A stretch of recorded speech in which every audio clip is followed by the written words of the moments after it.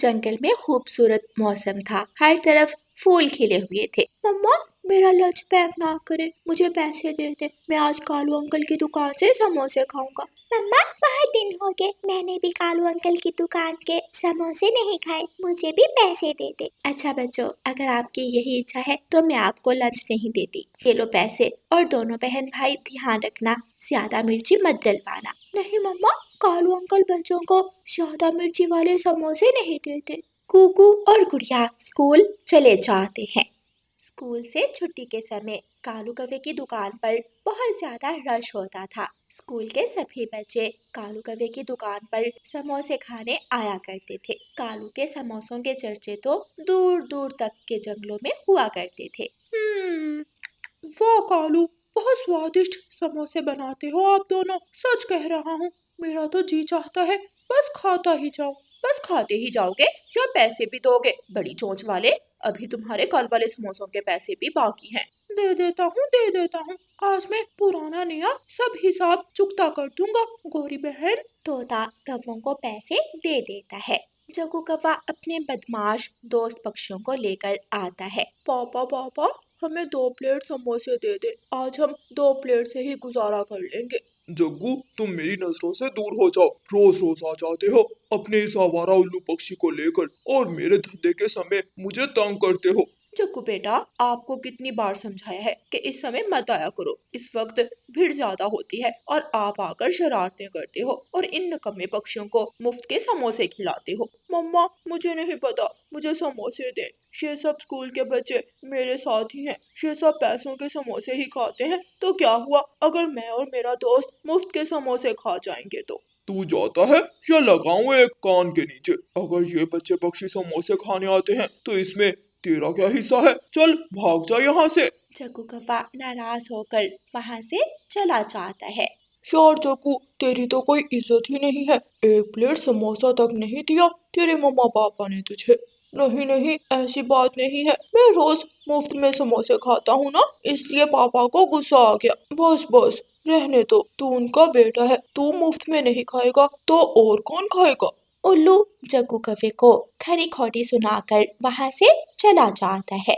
मेरे बच्चों ने समोसे खाए या हमेशा की तरह पैसे घुमा दिए? नहीं मम्मा, आज हमने अपने पैसे टीचर को पकड़ा दिए थे और जब छुट्टी हुई तो हम पैसे लेकर तुरंत कालू अंकल की दुकान पर आ गए। ये तो आपने अच्छा किया जो पैसे टीचर को पकड़ा दिए, वरना हमेशा आपके पैसे गुम जाते हैं और आप रोते धोते ही वापस आ जाते हैं। मम्मा, हमारे पैसे हमेशा जग्गू कौवा चोरी करता है। वो क्लास में सब बच्चों के पैसे चुरा लेता है। बेटी गुड़िया, इस तरह किसी पक्षी को दोष देना गलत है। मम्मा, कीकी ने खुद अपनी आंखों से जग्गू कौवे को बुलबुले के बैग से पैसे चोरी करते देखा था। जी मम्मा, और जब टीचर ने तलाशी ली तो पैसे जग्गू कौवे के पास से ही निकले थे। अच्छा, ये तो बहुत गलत बात है। गोरी और कालू भैया को अपनी दुकान से ज्यादा अपने बेटे की तरबियत पर ध्यान देना चाहिए। खैर, आप दोनों उस जग्गू कौवे से दोस्ती मत रखना और अपनी पढ़ाई पर तवज्जो देना।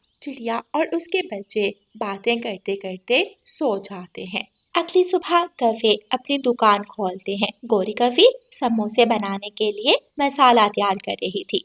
चिड़िया अपने बच्चों को स्कूल भेजकर भोजन लेने निकली थी कि उसे रास्ते में मिठू तोता मिलता है। कैसे हो तोते भैया? आजकल तो आप नजर ही नहीं आते, कहाँ मसरूफ रहते हो आप आजकल? मैं तो यही होता हूँ रानू चिड़िया, सुबह सुबह ही भोजन ले आता हूँ और बाकी दिन घर में टीवी देखकर गुजार लेता हूँ। आपने टीवी कब खरीदा तोते भैया? अभी कुछ दिन पहले ही खरीदा है। इसीलिए आप नजर नहीं आते हो। आज कैसे आप इस समय बाहर घूम रहे हो? ऐसा नहीं है रानो बहन कि मैं घर से निकलता ही नहीं हूँ। मैं कौवों की दुकान से समोसे खाने जाता हूँ हर रोज। आज तुम आ गई हो, आ जाओ, दोनों साथ मिलकर चलते हैं। ये तो आपने सच कहा तोते भैया, कौवों के समोसों की दाद देनी तो बनती। चिड़िया और तोता वहाँ से उड़ते हैं और कौवों की दुकान पर आ जाते हैं। हमें 1-1 प्लेट समोसों की दे दे। दोनों चिड़िया और तोता 1-1 प्लेट समोसों की खा लेते हैं। रानो चिड़िया गोरी कौवी को पैसे देने काउंटर पर आती है। जल्दी जल्दी से पैसे दो और जाओ, भीड़ बहुत ज्यादा है। गोरी बहन, थोड़ा ध्यान अपने बेटे जग्गू पर भी दे दिया करें। वो आजकल अच्छी संगत में नहीं बैठता। ठीक है रानू चिड़िया, अभी जाओ, धंधे का समय है, अभी हमें काम करने दो। चिड़िया चुपचाप वहां से चली जाती है। इसी तरह कुछ दिन गुजर जाते हैं। गोरी कवि और कालू कवि की दुकान तो आए रोज बढ़ती ही जा रही थी, लेकिन वो दोनों पैसा कमाने में इतने मसरूफ हो गए थे कि अपने बेटे जग्गू पर ध्यान ही नहीं देते थे। जग्गू कवि ने अब दुकान पर आकर समोसे खाना भी छोड़ दिए थे, लेकिन कौवों को तो किसी बात की परवाह ही नहीं थी। उन्हें तो बस ज्यादा से ज्यादा पैसे कमाने का लालच आ गया था। गुड़िया बहन, वो देखे, वो जग्गू कौवा है ना? हाँ, लग तो वही रहा है, लेकिन ये इस समय यहाँ क्या कर रहा है? जग्गू तो आजकल स्कूल भी नहीं आता, पता नहीं इसे क्या हुआ है। गुड़िया बहन, वो देखे, उसके साथ उल्लू भी बैठा हुआ है। उस उल्लू ने खुद तो पढ़ना नहीं है, साथ ही साथ जग्गू को भी बिगाड़ रहा है। गुड़िया बहन, वो दोनों कुछ खा रहे हैं। बीड़ी, अरे जग्गू के पंख में तो बीड़ी पकड़ी हुई है। हाँ, वो तो बीड़ी ही लग रही है। गुड़िया बहन, चलो हम किसी और जगह जाकर खेलते हैं। गुड़िया और गुगू तुरंत वहाँ से भाग जाते हैं। रहने दो बेटा, जग्गू को जिस हाल में भी है, जब उसके माता पिता को ही चिंता नहीं तो हमें क्या। मैंने तो गोरी बहन को समझाने की कोशिश की थी, लेकिन उन्होंने तो उल्टा मुझे ही बातें सुना दी। मम्मा, जग्गू कौवा बहुत बुरा कौवा बना हुआ है। मैं आज के बाद उसके पास कभी नहीं जाऊंगा और क्लास में भी कभी उसके साथ नहीं बैठूंगा। अगली सुबह पुलिस कौवों के घर पर दस्तक देती है। पुलिस, आप यहाँ क्यों आए हैं? हमें आपके घर की तलाशी लेनी है। हमारे घर की तलाशी? वो किस खुशी में? हम शरीफ कौवे हैं, आपको यकीनन किसी ने गलत खबर दी है। हमें कभी गलत खबर नहीं दी जाती। साइड पर हो जाएं और हमें हमारा काम करने दे। पुलिस कौवों के घर के अंदर जाती है और तलाशी लेने पर उन्हें एक बैग मिलता है जिसमें ड्रग्स रखी हुई थी। ये मेरा नहीं है। तुम्हारा नहीं है तो ये तुम्हारे घर में क्या कर रहा है? किसी शरीफ पक्षी के घर से ड्रग से भरा बैग नहीं मिलता। अरेस्ट कर लो इसे। नहीं, प्लीज मुझे छोड़ दे। ये मुझे मेरे दोस्त उल्लू ने दिया था कि अपने पास रख लो, मेरा जरूरी सामान है और वो सुबह मुझसे ले लेगा। ये बैग मेरा नहीं है, मुझे छोड़ दे। लेकिन पुलिस जग्गू कौवे की एक नहीं सुनती और उसे अरेस्ट करके ले जाती है। कालू कौवा और गोरी कौवी तो दहाई देते ही रह जाते हैं, लेकिन कोई भी उनकी मदद नहीं करता। रानू चिड़िया, तुम ही समझाओ पुलिस को। मेरा बेटा ऐसा नहीं कर सकता। वो मेरे बेटे को ले जा रहे हैं, मेरे बेटे का कोई दोष नहीं। उसका दोष नहीं है गोरी बहन, दोष आपका है। आपको जग्गू पर ध्यान देना चाहिए था। वो जिस संकट में उठता बैठता है ख्याल रखना चाहिए था, लेकिन आपने तो अपने बेटे पर पैसों को तरजीह दी।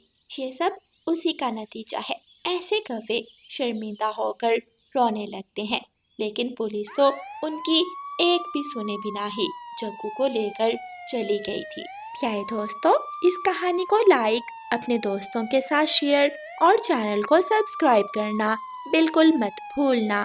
आपका धन्यवाद। रानो चिड़िया की ऐसी कहानियाँ सुनने के लिए YouTube सर्च बार में रानो चिड़िया की कहानी लिखें या फिर ये बटन दबाकर बोलकर कहें रानो चिड़िया की कहानी।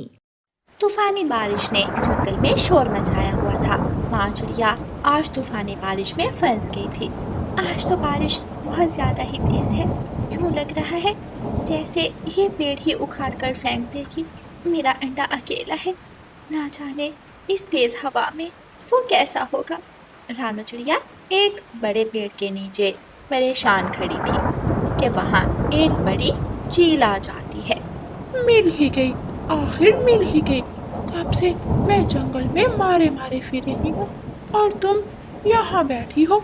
चील दी, मुझे जाने दो प्लीज, मुझे जाने दो। मेरा अंडा अकेला है। मेरे बेटे को भूख लगी है, आज ही वो अंडे से निकला है। मैं उसे बारिश के मौसम में गरम गरम चिड़िया का सूप बनाकर पिलाऊंगी। रानो चिड़िया जल्दी से वहाँ से भाग जाती है। रानो चिड़िया झाड़ियों में छुप जाती है। चील भी पीछे ही जाती है। कहाँ गई ये चिड़िया? मैं उसे जाने नहीं दूंगी। चील इधर उधर उड़ती है। आखिर उसे झाड़ियों में रानो चिड़िया के पंख नजर आ जाते हैं। रानो चिड़िया झाड़ियों में अपनी सांसें बंद करके बैठी हुई थी। चील रानू चिड़िया को पकड़ लेती है। कहाँ कहाँ जाओगी भागकर? ये मेरा इलाका है, तुम मुझसे बच नहीं सकती हो। वो चील रानू चिड़िया को उठाती है और अपने साथ अपने घोंसले में ले जाती है। चील जैसे ही अपने घोंसले में जाकर बैठती है, तेज हवा से एक बड़ा पेड़ टूटकर उस पेड़ पर गिरता है। चील का घोंसला टूट जाता है और नीचे गिर जाता है। चील उस पेड़ के नीचे आ जाती है। रानू चिड़िया और चीलू को भी काफी चोटें आती हैं। मम्मा, मम्मा, मेरी मम्मा, मुझे मुझे माफ कर देना और मेरे बेटे का ख्याल रखना। इतना कहकर वो चील मर जाती है। चीलू बहुत रोता है। जब ऊपर वाला इख्तियार देता है तो पक्षी जुल्म की इंतहा कर देते हैं और भूल जाते हैं उसे। चलो चीलू बेटा, तुम मेरे साथ मेरे घर चलो। रानू चिड़िया चीलू को साथ लेकर अपने घर चली जाती है। बारिश अब रुक चुकी थी। चीलू बेटा, ये लो, तुम ये दाना खा लो। नहीं, मुझे दाना नहीं खाना। अच्छा तो ये लो, तुम ये फल खा लो, ये बहुत मीठा और स्वादिष्ट होता है, खाकर देखो, तुम्हें अच्छा लगेगा। चीलू भूखा था, इसलिए चीलू वो फल खा लेता है। आहिस्ता आहिस्ता जंगल में ये खबर फैल जाती है कि रानू चिड़िया एक चील के बेटे को पाल रही है। सब पक्षी रानू चिड़िया के घर के बाहर आकर उसके घर पर पत्थर मारने लगते हैं। निकलो बाहर, रानू चिड़िया बाहर निकलो। निकल जाओ यहाँ से, छोड़ दो हमारा जंगल। तुम हमारी दोस्त नहीं हो, हमारी दुश्मन हो। बाहर निकलो, जल्दी करो, बाहर निकलो। बाहर निकलो, बाहर निकलो रानू चिड़िया, निकल जाओ हमारे जंगल से। इस रानू चिड़िया ने हमारी जिंदगियां खतरे में डाल दी हैं, इसको हम अब यहाँ नहीं रहने देंगे। रानू चिड़िया डरती हुई अपने घर से बाहर आती है। रुक जाओ, आप सब रुक जाओ, मेरी बात भी तो सुनो। बोलो चिड़िया, क्या कहना चाहती हो? वो मासूम पक्षी है। बुलबुल बहन, आप तो एक डॉक्टर हैं, आप तो जानती हैं, एक छोटा पक्षी कोरे कागज की तरह होता है। हम जो चाहें उस पर लिख लें, जैसा चाहें उसको बना लें। मैं एक माँ हूँ, मैंने उसे अपना बेटा माना है। मैं चीलू को कभी भी खुद से अलग नहीं करूँगी। मैं उसकी अच्छी तरबियत करूँगी, वो हमारे काम आएगा, हम सबके काम आएगा, वो अच्छा पक्षी बनेगा। प्लीज आप सब मुझे एक मौका दें, प्लीज। सब पक्षी रानू चिड़िया की बात समझ जाते हैं और रानू चिड़िया को एक मौका दे देते हैं। मगर गोरी और कालू अभी भी गुस्से में थे। ये बच्चा हमारे बच्चों के लिए खतरा बन सकता है, फितरत कभी नहीं बदलती, ये हमें जरूर नुकसान पहुंचाएगा। गोरी, रानू ठीक कह रही है, अगर हम उसे अच्छे माहौल में रखेंगे और अच्छाई के काम सिखाएंगे तो वो जरूर अच्छा पक्षी बन सकता है। हाँ, वो अभी बहुत छोटा है, उसे जो सिखाया जाएगा वो ही सीखेगा। सब पक्षी वहां से चले जाते हैं। रानू चिड़िया सुख का सांस लेती है। जंगल में बारिशें फिर से शुरू हो जाती हैं। कालू जी, अगर उस छोटी चिड़िया ने उस चीलू को पा लिया तो वो ताकतवर बन जाएगी। उसके पास एक मजबूत सहारा होगा और मैं ये बर्दाश्त नहीं कर सकती। रानू चिड़िया कुछ देर पहले ही बाहर गई है, चीलू घर में अकेला होगा। मैं तो कहता हूँ उस चीलू को मार दे। अपना प्लान बनाकर वो दोनों कौवे अपने बेटे जग्गू को घोंसले में छोड़कर रानू चिड़िया के घर की तरफ जाते हैं। वो अभी थोड़ी दूर ही गए थे कि बारिश और हवाएं और भी ज्यादा तेज हो जाती हैं और कौवों का घोंसला हवा में उड़ जाता है। कबूतर जल्दी से उड़ता हुआ गोरी और कालू के पीछे जाता है और उन्हें आवाज देता है। गोरी, कालू, आपका घोंसला तेज हवा में उड़ गया, आपका बेटा घोंसले में ही था, जाओ अपने बेटे को बचा लो। गोरी और कालू जल्दी से वापस आते हैं। मेरा बच्चा, कोई मदद करे, कोई हमारी मदद करे, हमारे बेटे को बचाए। जग्गू, मेरा बेटा। बारिश तेज होने की वजह से कोई भी पक्षी कौवों की मदद नहीं करता। इतने में दूसरी तरफ से चीलू घोंसला उठाए आ रहा था। ये देखकर सब हैरान हो जाते हैं। जग्गू ठीक है?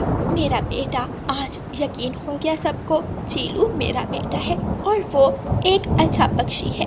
गोरी और कालू बहुत शर्मिंदा थे और वो सर झुकाए वहाँ से चले जाते हैं। कालू जी, हमने चीलू को मारना चाहा और हमारे बेटे की जान मुश्किल में पड़ गई और उस चीलू ने हमारे बेटे की जान बचाई। हम कितने बुरे हैं। हाँ गोरी, हम आइंदा ऐसा कुछ नहीं करेंगे। अगर कुछ गलत किया तो वो खुद को भी भुगतना पड़ेगा। रानू चिड़िया के अपने अंडे से भी एक नन्हा सा पक्षी निकल आया था। चीलू उसे प्यार कर रहा था। रानू चिड़िया आज बहुत खुश थी क्योंकि अब उसके पास दो दो बेटे थे। प्यारे दोस्तों, इस कहानी को लाइक, अपने दोस्तों के साथ शेयर और चैनल को सब्सक्राइब करना बिल्कुल मत भूलना।